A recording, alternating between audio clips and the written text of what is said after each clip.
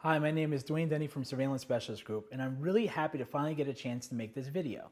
Now, in this video, I would like to walk you through how much the landscape has changed with regard to private investigating. So if you're an aspiring private investigator or potential client, this will help educate you not only on the tools that are now available to private investigators, but also give you a chance to compare yesterday's investigator who strictly relied on following people in surveillance to today's digital investigator.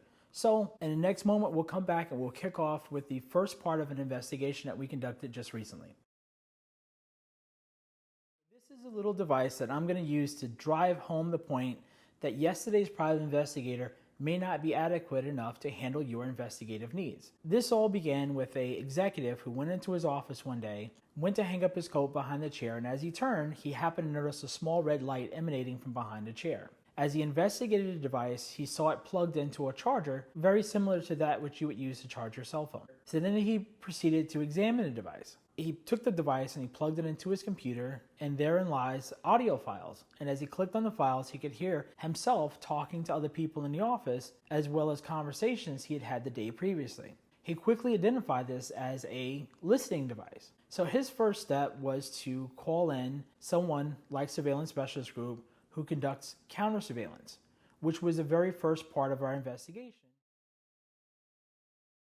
Today's devices, digital devices, don't use the same technology that a counter surveillance or person alleging to be a counter surveillance expert would have been capable of finding just a few years ago. There are a lot of wireless technologies such as Bluetooth, Wi-Fi, and cellular that is at the forefront of listening devices today. So the technology that somebody might have had in their old Bug Suite kit won't help you today. Surveillance Specialist Group deploys a lot of technologies, and we have the equipment to find devices like this that don't transmit, as well as things that work in the 5.8 and 2.4 band, which is very much utilized by people. It's very, very simple today to bug someone wirelessly. Particularly, you have the little Verizon hotspots that you can buy, and an employee can actually, and we've actually seen it, where they would buy a hotspot, they plug it in under their desk, and somewhere in the building they have a Wi-Fi device that's transmitting, and it's using the Wi-Fi from a little hotspot. We've actually seen it where people have actually gone as far as parking cars in front of office buildings, and they set up a Wi-Fi hotspot in the car with big batteries, and then they have a device that they plant inside the building that's transmitting via Wi-Fi. Wireless keyboards. They use Bluetooth technology, and there's people who have equipment that can grab the keystrokes. In addition to just grabbing keystrokes out of the air, there are very tiny devices that are probably about this big that people can put between your keyboard and your computer to collect keystrokes. And if you've heard about what happened recently with Target, they went in, they put a keystroke logger, and as they swiped cards, it collected the digital information that was going from the card swipe to the computer, because at that time they weren't encrypted. Now, what a lot of companies have done since then is they've changed all their card swipes out, and now they have what's called encrypted card swipes. So the data going down the wire and going into the computer is already encrypted from the time it leaves the card swipe. So that just gives you a general idea of how much technology has changed. Now, this device is a USB audio recording device that's capable of recording up to a week. It creates 200 megabit files that contain 4 hours worth of continuous audio. And again, by itself, it can only record from an hour and a half, but when it's plugged into a wall charger, it extends its life to the full extent of its memory. I was able to inform the client exactly what this device was and exactly what it was capable of, simply because of my experience with devices like this. Now, our next phase of our investigation took us to doing a data recovery of the device, which I'll explain more in the next video. Now, one of the things I didn't share with you, which is common for most people who plant listening devices, is they always tend to do a testing 1, 2, 3 recording on a little device like this. And in our case, this person did it. That was one of the things that helped us identify the fact that the person who had planted the device may not have necessarily been an employee, because no one was able to identify the person's voice. Which brought us to the fourth part of our investigation, which was to do a sweep of the office and use digital tools to look in each computer and examine the registry of every computer in the office to determine if in fact this USB device or a similar device was ever plugged in. Now, this device was not the only device that we found, and that was really, really crucial to our investigation. Now, what the computers couldn't tell us, because it didn't have their own unique serial number, is it couldn't tell us how many of these devices were ever at any point at play. But what we did learn is that by examining the registries of all the different computers that this device had been plugged into, we were able to determine that there was another USB device that did have an electronic signature. Because that device was purchased in the United States, we were able to determine, based from the GUID ID and the files transferred, that the person was going to the office late at night. They were taking the USB device that they were recording conversations with.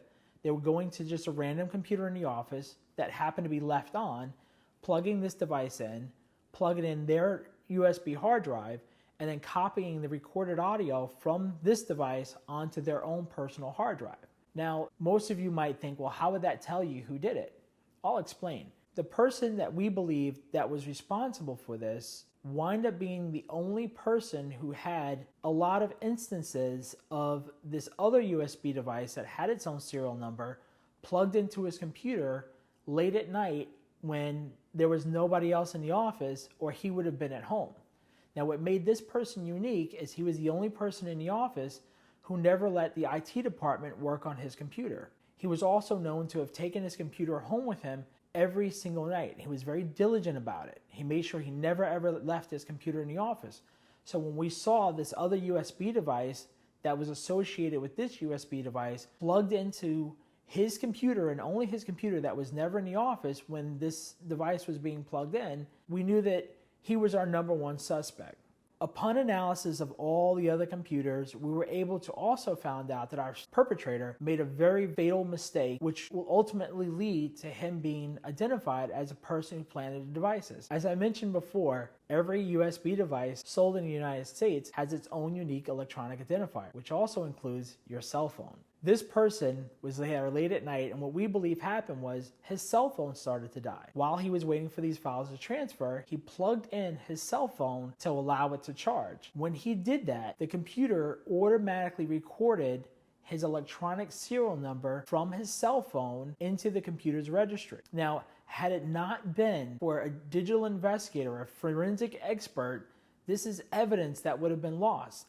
The client originally only cared about what they had, the rudimentary evidence, which was they relied on their surveillance cameras, they relied on beliefs or ill opinions of people, but it wasn't based on fact. And that's what a digital forensics investigator brings to the table. We bring fact, and we follow evidence. We don't follow opinions or beliefs or prejudices. So getting back on topic, every single cell phone has basically a USB connection. Sometimes with an iPhone, you plug it into your computer and it connects with iTunes.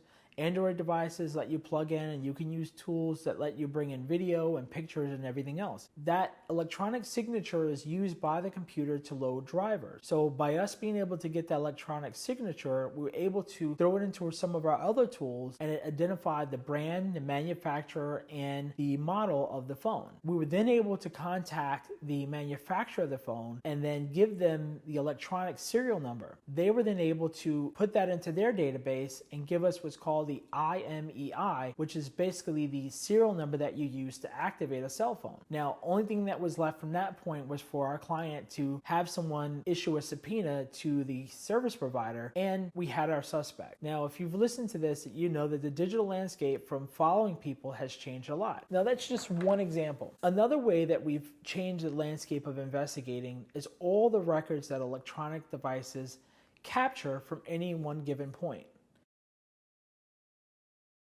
One of the biggest issues facing the digital investigator is all the things that happen to the piece of evidence before we get there. As I said before, the executive plugged this into his computer and began clicking on the files. By him doing that, he changed some of the metadata. Sometimes it's better if you call in an expert from day one. The next thing that happened was he passed the device on to somebody in his office that had more technical ability than he had. That person began turning the device on, doing a little test to see how it worked, to see if it was voice activated. And then he also wound up creating recordings that were actually recording over some of the recordings that our suspect had already recorded. And those recordings were imperative into determining when the device was actually planted. If the person did a testing 1, 2, 3 on the device, that was evidence that it could have been on there, or just a general idea of how long the device had been in play. The next thing that they did that didn't really work out so well is they tried to put in their own undercover camera. And what they did was they ran out to a Staples or a Walmart or something, and they grabbed just some regular old nanny cam wireless cameras off the shelf. And they failed to put the device back exactly the way they found it, and they deployed these cameras without covering up the little red light in front, which quickly would have given anybody returning to the area an indication that someone was conducting the surveillance, and the person would most likely never go near these devices again. Again, that's when an expert who knows how to put in an undercover camera that won't be detected. And in the next video, I'd like to walk you through a day-to-day scenario of all the different electronics and communications that you touch without even knowing about it.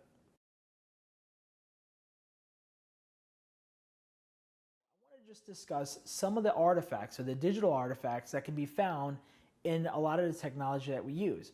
That most investigators, if they don't have the ability to go after this technology, what we've seen is they may not even suggest it to you because it's almost like an admission of something that they can't handle. Now, fortunately, we work with a lot of investigators. A lot of them are former state police, a lot of them are FBI agents and people who worked in large government industries, and they've already identified the need for the forensic examiner. Now, if we take, for example, your cell phone. From the moment you wake up in the morning, you turn your phone on, you check your email, you check your text message, you check your Facebook, you're already communicating with the world. Now, our electronic device, when we walk in our house, and if we have it set up to grab our Wi-Fi, now you've automatically told someone that you're home. From there, it connects to your network, and once you tell the device that you're home, if it connects to your Wi-Fi, now it tells the world exactly where you are. And you're home, you get up in the morning, you leave to go to work, it automatically jumps from your Wi-Fi network to back to your cellular network. Now you've told the world that you've just left the house. You walk from your home, you get into the car, and as you do that, not only is your phone talking to GPS satellites, your phone is also talking to every cell tower that's around it. And what cell towers do, they do what's called a triangulation.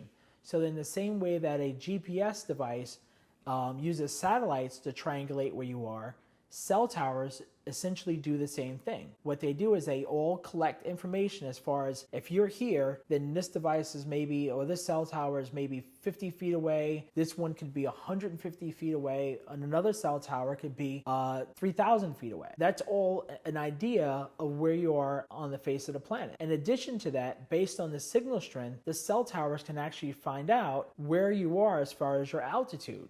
So let's say if you're in a city environment, and it triangulates where you are, and then you're on the 150th floor of a big high-rise, well, based on your signal strength, it'll tell you exactly where you are in that building. This, combined with the GPS data, paints a really good picture of where exactly you are. Now, we refer to that as call detail records, and some of these call detail records are available from service providers with a subpoena. Some of these call detail records are also available in some mobile devices. Now, that's just one example of how you can be tracked from day to day.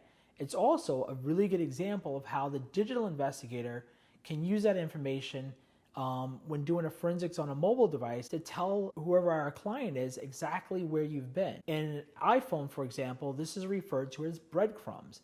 Now, these breadcrumbs are located in the phone, and examiners can pull them out, but you who just pick up the phone and look at it may not actually be able to find that data. One of the other aspects of breadcrumbs or digital information is the information that's encoded in your Facebook text messaging, as well as in pictures that you take and post on Instagram. If you have a modern smartphone, it takes GPS information and it encodes that information into a picture. And one of the things that is crucial in catching people who create porn and child pornography is being able to identify how the picture was taken. For example, you may have heard in the news that sexting became a big issue with teenagers. So if you have a teenager who says, hey, I didn't take that picture, somebody sent it to me. Well, that's easily determined based on the fact that all of the data from when you take a picture is stored in the metadata of that picture. Now, where that's important is if you're a person, let's say you're online dating and you take a picture and you send it to someone. Now, you don't know who this person is, and maybe you're not at the point in a relationship that you're ready to share your personal information. Maybe you don't want to tell them where you live. Well, guess what? If you take a picture with your mobile device and you send it to someone, there's a very good chance you just told them where you live. If you take the picture at work, you just told them where you work.